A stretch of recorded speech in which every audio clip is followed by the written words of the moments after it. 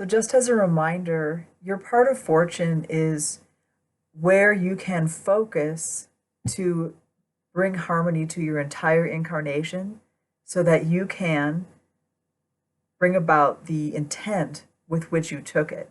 Just to remind you, you are essentially an angel or a spiritual being.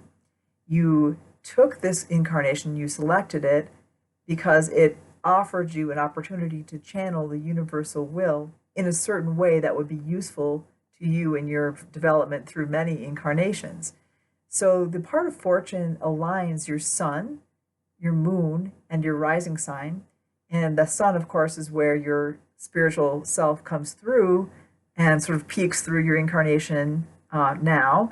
And then the moon is your intuitive animal self that can nurture spirit if worked correctly.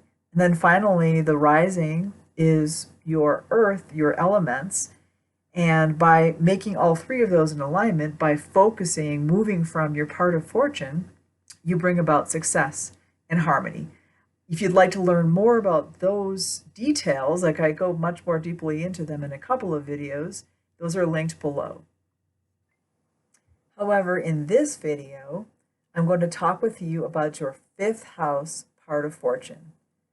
Now, the fifth house is the house of personal creativity.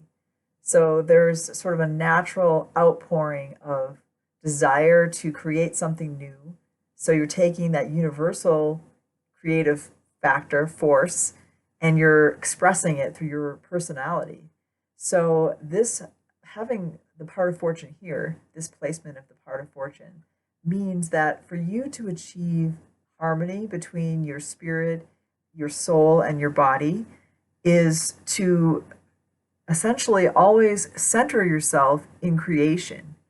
Obviously, there's going to be cycles. It's not going to be like a 24/7, creative process, or I should say, manifestation of creation, because there are peaks and valleys that come along with creativity.